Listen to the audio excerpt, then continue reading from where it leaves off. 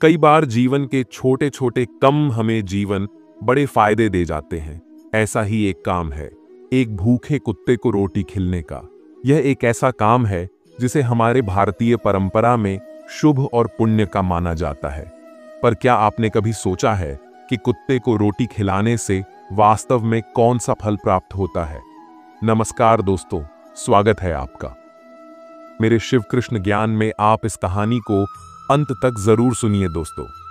कहानी शुरू करने से पहले अगर आप हमारे चैनल पर पहली बार आए हैं तो चैनल को सब्सक्राइब अवश्य करें, साथ ही बेल आइकन को ऑन करें ताकि हमारे हर नए वीडियो की सूचना सबसे पहले आप तक पहुंचे।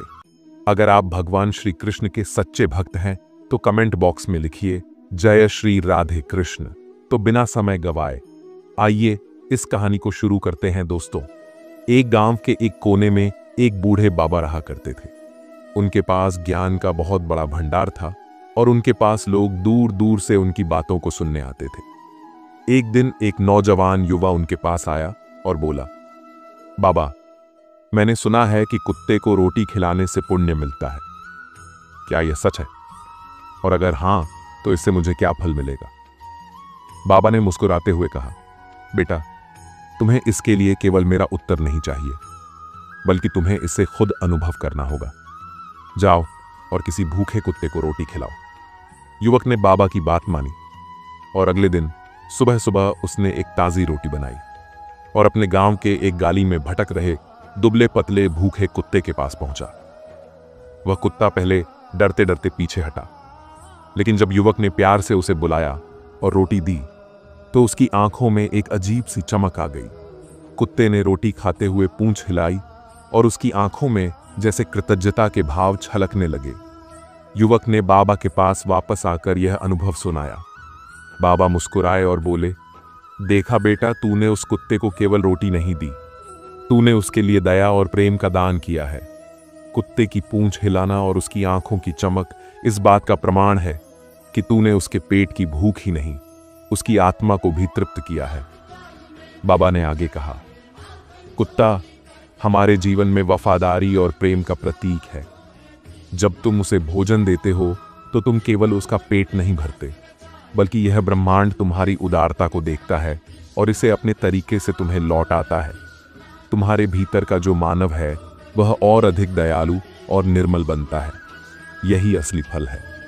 युवक सोच में पड़ गया। वह समझ गया कि यह केवल कर्मकांड नहीं था, बल्कि एक गहरी आध्यात्मिक अनुभूति थी। उसने महसूस किया कि रोटी देने से उसे जो सुख मिला वह किसी भी भौतिक वस्तु से बड़ा था। समय बीता और युवक का जीवन बदल गया। हर सुबह वह अपने हाथों से रोटियां बनाता और अपने गांव के भूखे कुत्तों को खिलाता। उसकी यह आदत पूरे गांव में फैल गई और लोग भी इससे प्रेरित हुए। कुछ समय बाद जब गांव में महामारी फैली तो वही युवक सबसे पहले लोगों की मदद के लिए आगे आया। कहते हैं, वह जो दया और करुणा उसने कुत्तों पर दिखाई थी वही उसकी ताकत बन गई और उसने पूरे गांव को संकट से बचाने में मदद की। कहते हैं कि कुत्ते को रोटी खिलाने से केवल पुण्य ही नहीं, बल्कि एक प्रकार का आत्मिक शुद्धिकरण भी होता है। यह कर्म हमें सिखाता है कि संसार के हर जीव के प्रति प्रेम और करुणा का भाव रखना चाहिए। तो अगली बार जब आप किसी गली में किसी भूखे कुत्ते को देखें तो उसे प्यार से रोटी खिलाएं। आप पाएंगे कि उसकी आंखों में कृतज्ञता का जो भाव झलकेगा वह आपके दिल में ऐसी जगह बना लेगा जिसे कोई और चीज भर नहीं सकती। यही इस छोटे से कार्य का सबसे बड़ा फल है। एक संतोष, एक शांति और एक ऐसा प्रेम जो शब्दों में बयान नहीं किया जा सकता। युवक के इस छोटे से काम ने धीरे धीरे पूरे गांव में एक सकारात्मक बदलाव ला दिया। लोग पहले जहां सिर्फ अपने बारे में सोचते थे, अब उन्होंने जानवरों और प्रकृति के प्रति भी दया और करुणा दिखाना शुरू कर दिया। गांव की गली में घूमने वाले कुत्ते अब भूखे नहीं रहते थे। हर घर से एक रोटी उनके लिए निकलती। एक दिन गांव में एक साधु आया। वह बहुत ज्ञानी और तपस्वी था। उसने देखा कि इस गांव में एक अलग ही सुकून है, मानो यहाँ की हवा भी सकारात्मकता से भरी हुई हो। जब उसने इसके पीछे का कारण पूछा तो गांव वालों ने उस युवक की कहानी सुनाई। साधु बहुत प्रभावित हुआ और उसने गांव वालों को एक गहरी बात समझाई। साधु ने कहा, कुत्ता केवल एक पशु नहीं है, यह भगवान द्वारा भेजा गया एक जीव है जो हमें दया, वफादारी और निस्वार्थ प्रेम सिखाने के लिए हमारे बीच रहता है। जब आप किसी भूखे कुत्ते को रोटी खिलाते हैं तो आप सिर्फ एक भूखे पेट को नहीं भरते, आप उसके माध्यम से सृष्टि को यह संदेश देते हैं कि आप इस संसार के हर जीव का ख्याल रखने के लिए तैयार हैं। यही भावना, यही प्रेम आपके कर्मों को शुभ और फलदायी बनाता है। उस साधु की बातों ने गांव वालों को और भी प्रेरित किया। वे अब न केवल कुत्तों बल्कि दूसरे जानवरों, पक्षियों और यहां तक कि पौधों का भी ध्यान रखने लगे। सुबह के समय लोग पक्षियों के लिए दाने और पानी रखते, गली के जानवरों के लिए रोटियां और सब्जियां रखते और अपने आसपास के पेड़ों को पानी देते। गांव धीरे धीरे एक ऐसा स्थान बन गया जहां हर जीव सुखी था। युवक, जो कभी एक साधारण व्यक्ति था, अब पूरे गांव का आदर्श बन चुका था।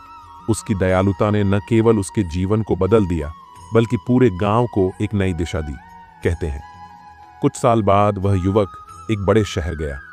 वहां भी उसने अपनी आदतें जारी रखी। उसने देखा कि शहर में गली के कुत्ते भूखे और बीमार थे। उसने उनकी देखभाल के लिए एक छोटी सी संस्था शुरू की। वह संस्था धीरे धीरे बढ़ी और हजारों लोगों ने उसमें जुड़कर जानवरों की मदद करना शुरू किया। युवक की यह पहल एक आंदोलन बन गई। उसके इस काम को देखकर लोग समझने लगे कि हमारे छोटे छोटे कर्म, जैसे एक भूखे कुत्ते को रोटी खिलाना, समाज में कितनी बड़ी सकारात्मकता ला सकते हैं।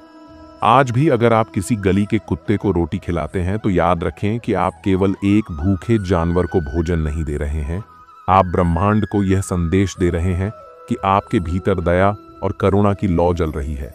और जब यह लौ जलती है तो उसका प्रकाश न केवल आपको बल्कि आपके आसपास की दुनिया को भी रोशन करता है। यही उस फल की असली प्राप्ति है, आत्मा की संतुष्टि और एक बेहतर दयालु समाज की ओर। पहला कदम युवक की इस कहानी ने एक नई सीख दी थी।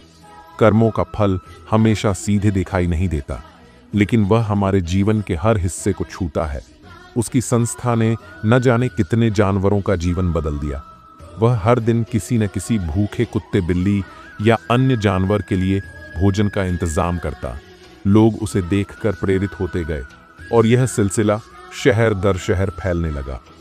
एक दिन युवक ने एक बड़ा कार्यक्रम आयोजित किया जिसमें उसने लोगों को संबोधित करते हुए कहा, हम सभी इस धरती के हिस्से हैं और यह धरती केवल हमारी नहीं है, यह उन जीव जंतुओं की भी है जो हमारे साथ रहते हैं। जब हम किसी भूखे को रोटी देते हैं तो हम अपनी आत्मा को तृप्त करते हैं। यह एक साधारण कर्म लगता है, लेकिन इसका प्रभाव गहरा होता है। उसने एक और गहरी बात कही, कुत्ते को रोटी खिलाने का फल केवल यही नहीं है कि आपको पुण्य मिलेगा या आपका भाग्य चमकेगा। असली फल यह है कि आप एक बेहतर इंसान बनते हैं। आपकी सोच, आपके विचार और आपका दृष्टिकोण बदल जाता है। आप अपने आसपास की दुनिया को देखने लगते हैं। आप केवल अपने बारे में नहीं बल्कि दूसरों के सुख दुख को भी समझने लगते हैं।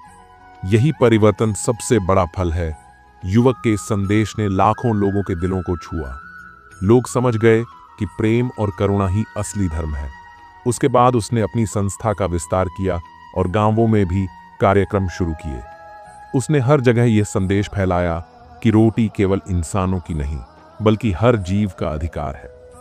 कई साल बीत गए। युवक अब बूढ़ा हो चुका था, लेकिन उसका उत्साह और सेवा का भाव पहले जैसा ही था। एक दिन जब वह एक गली में एक कुत्ते को रोटी खिला रहा था तो एक छोटा बच्चा उसके पास आया और बोला, बाबा, मैं भी आपके साथ कुत्तों को रोटी खिलाना चाहता हूं, क्या मैं भी ऐसा कर सकता हूं? युवक ने उसकी आंखों में झांकते हुए कहा, बेटा, यही तो असली फल है। जब तुम यह काम करोगे तो तुम्हें समझ में आएगा कि इस दुनिया में सबसे बड़ा सुख दूसरों की मदद करने में है। उस दिन युवक को एहसास हुआ कि उसके छोटे से काम ने पीढ़ियों तक के लिए एक बदलाव की नींव रख दी थी। वह जान गया कि कुत्ते को रोटी खिलाने का फल केवल उसका नहीं बल्कि पूरे समाज का है।